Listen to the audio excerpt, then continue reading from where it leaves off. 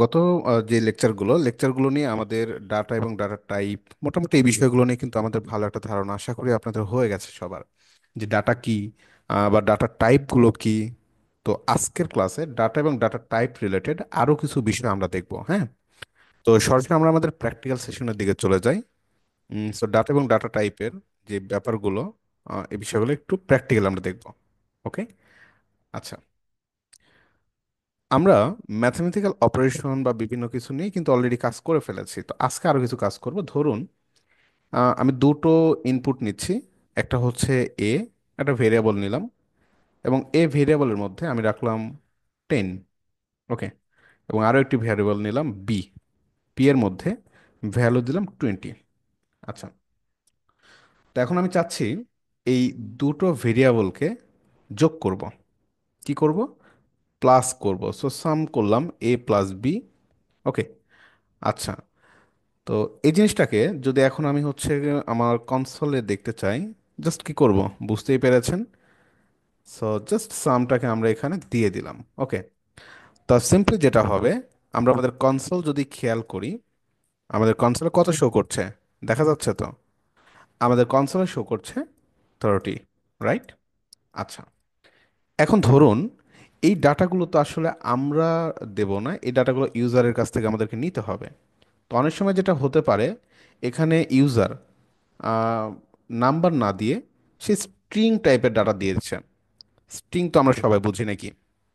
Exactly string জিনিসটা কি সবাই আমরা বুঝি, জাস্ট সাম ক্যারেক্টার, তাই না? কিছু ক্যারেক্টারের সমন্বয়ে যেটা হয় আর কি। তো যখন আমরা স্ট্রিং লেখার নিয়ম কি, স্ট্রিং লেখার নিয়ম হচ্ছে মূলত কোটেশন মার্কের মধ্যে লিখতে হয়। যেমন এই যে বি, বি এর মধ্যে আমি একটা স্ট্রিং ডিক্লেয়ার করেছি, তাই না? বুঝতেই পারতেছেন। আচ্ছা, এখন যদি আমি সামটাকে ক্যান্সেল করি, ঘটনা কি ঘটতে পারে? এখানে ঘটনা যেটা ঘটবে 10-20, বিষয়টা বুঝতেই পারতেছেন কি হচ্ছে। আপনি ধরুন এখানে আমি একটু কমেন্টে লিখি, এর সাথে আপনি যোগ করতেছেন, কি যোগ করতেছেন? 20। ব্যাপারটা এরকম। তো বিষয়টা হচ্ছে এখানে আপনার স্ট্রিং হিসেবে আছে, তো আমরা তো চাইলে স্ট্রিংটাকে কখনোই ম্যাথামেটিক্যাল যে অপারেশনগুলো সেগুলোতে তো মানে ম্যাথমেটিক্যাল অপারেশন সম্ভব না, সম্ভব সম্ভব না, বাট আপনার করতে হবে। সো সেক্ষেত্রে কি করবেন? সেই ক্ষেত্রে আমরা চাইলে এই স্ট্রিং টাইপের ডাটাটাকে আমরা কিন্তু কনভার্ট করে নিতে পারি। কি করে নিতে পারি? কনভার্ট করে নিতে পারি। তো স্ট্রিং টু কি করবেন আপনি? ইন্টিজার করবেন। আচ্ছা, সো যদি ইন্টিজার করতে চান, সেই ক্ষেত্রে জাভাস্ক্রিপ্টে একটা বিল্ট ইন ফাংশন রয়েছে, যে ফাংশনের নাম হচ্ছে পার্স ইন্টিজার। কি? আমি এখানে লিখে রাখি, পার্স আইএনটি, মানে ইন্টিজার। সে ইন্টিজার হিসেবে পার্স করবে, যেটাকে পার্স করেন জাস্ট এখানে লিখে রাখবেন, শেষ। ওকে, সো নর্মালি এটা আপনি এখানেও চাইলে করতে পারেন, আবার চাইলে যেখানে যোগ করেছেন বা ম্যাথমেটিক্যাল এক জায়গায় করলেই হয়, আমি এখানেই করি। ওকে, এটা এখানেই করলাম। সো এখানে পার্স আইএনটি ফার্স্ট ব্র্যাকেট, তার মধ্যে কি করব? জাস্ট সিম্পলি এই বিটাকে ডিক্লেয়ার করে দিলাম।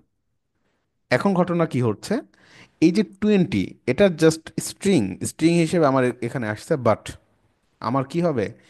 এইটাকে কিন্তু সে পার্স করে ইন্টিজারে নিয়ে চলে আসবে এবং আমার সামে এই বিষয়টাকে যোগ করে সে দেখাবে।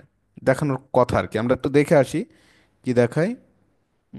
আচ্ছা, uncut syntax error unexpected token. আচ্ছা, কোনো একটা জায়গায় আমাদের একটু ভুল সম্ভবত হয়েছে।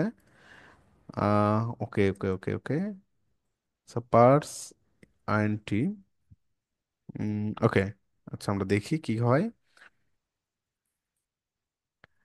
আচ্ছা, আমরা এখানে ডিক্লেয়ার না করে আমরা যেখানে ম্যাথমেটিক্যাল অপারেশন চালাবো ঠিক সেখানে একটু ট্রাই করে দেখি কোথায়। এই যে এখানে বি, তাই না? বি এর ভ্যালুটা কিন্তু স্ট্রিং হিসেবে আছে, বাট আমি চাচ্ছি বিটাকে স্ট্রিং হিসেবে না, ইন্টিজারে রাখবো এখানে। সো জাস্ট কি করব? বি কে আমার এখানে পাস করে দিলাম। আচ্ছা, এইবার আশা করি ঠিকঠাক থাকার কথা। সো দেখেন এই যে এটা কিন্তু স্ট্রিং ছিল, বাট স্ট্রিংটাকে আমরা কি করলাম? পার্স করে ইন্টিজারে নিয়ে চলে আসলাম। তো একজন ইউজার আপনার কাছে যদি কোনো একটা ভ্যালু দেয় স্ট্রিং হিসেবে, হ্যাঁ, বাট আপনার প্রয়োজন সেটাকে ইন্টিজারে কনভার্ট করতে, আপনি পারবেন আশা করি, তাই না? ওকে। আপনি চাইলে ইন্টিজার না, এখানে যদি আপনি মনে করেন যে ফ্লোটে নেবেন, স্ট্রিং টু ফ্লোট। ফ্লোট মানে তো বুঝতেই পেরেছেন, ফ্লোট মানে যেখানে একটা ডেসিমেল থাকবে, পয়েন্ট থাকবে,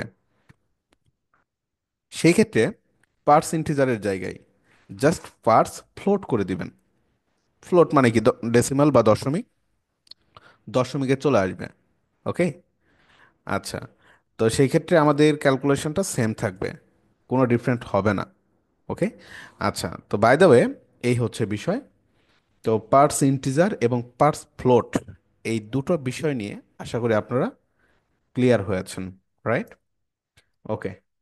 তো জাভাস্ক্রিপ্টে আরও একটা ব্যাপার আমি আপনাদের একটু দেখিয়ে দিই, যে অনেক সময় ডাটা টাইপ, টাইপটা কি, এই টাইপ আপনাদেরকে চেক করার প্রয়োজন হতে পারে, আপনার টেস্টিং পারপাস হতে পারে, অনেক সময় কি বিভিন্ন পারপাসে আমাদেরকে ইউজ করা প্রয়োজন হতে পারে। ধরুন এই বি এর ডাটা, বি ভেরিয়েবলের ডাটা কোন টাইপে আছে, এটা আপনি চেক করবেন। কিভাবে চেক করবেন? চেক করার জন্য আমরা যেটা করতে পারি, একটা ফাংশন রয়েছে, কিওয়ার্ড রয়েছে, সরি, যার নাম হচ্ছে type of. Type of, just আমি এখানে বি লিখলাম। ওকে। টাইপ অফ বি যদি লিখি, এটাকে তো অবশ্যই দেখতে হবে, তাই না? সো আমরা কনসোলে লিখি, কনসোল ডট লগ, কি লিখবেন, জাস্ট টাইপ অফ। দেন যেটাকে টেস্ট করতে যাচ্ছেন, আমি বি দিলাম, বি কে টেস্ট করতে যাচ্ছি। সো বি কে যদি টেস্ট করি, দেখেন কি দেখাচ্ছে, স্ট্রিং হিসেবে দেখাচ্ছে, তাই না? আমাদের এটা কিন্তু স্ট্রিং হিসেবে আছে, বুঝতে তো পেরেছেন? আচ্ছা, তো আমি যদি এখানে চাইলে কি করতে পারি, পার্স করে দিতে পারি, দেখেন, পার্স আইএনটি, দেন তার মধ্যে বিটাকে আমি দিয়ে দিলাম। এখন কি দেখানোর কথা? একটা বেশি দিতে হবে। ওকে, এবার ঠিক আছে। এখন কি দেখানোর কথা, আমি কিন্তু এটাকে পার্স করে ফেলেছি ইন্টিজারে, তাই না? সো সেই ক্ষেত্রে এখানে নাম্বার দেখাবে। ওকে। কারণ পার্স করার মূল উদ্দেশ্য হচ্ছে সেটাকে আমরা কি স্ট্রিং থেকে নাম্বারে আনতেছি, স্ট্রিং থেকে নাম্বারে নিয়ে আসার জন্যই কিন্তু মূলত এটা করতে হয়, কারণ নাম্বার ছাড়া আমরা কিন্তু ম্যাথামেটিক্যাল অপারেশনগুলো চালাইতে পারি না। So আশা করি বিষয়টা বুঝতেই পেরেছেন। ওকে।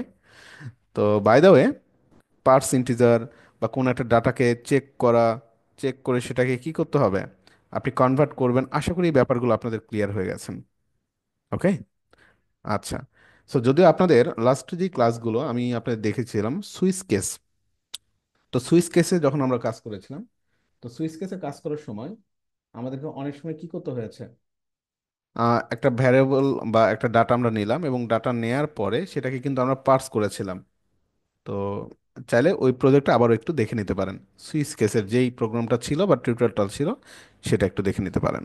ওকে। সো বাই দ্য ওয়ে, সবাই ভালো থাকবেন। পরবর্তী যে লেকচারে আবারও দেখা হবে ইনশাল্লাহ।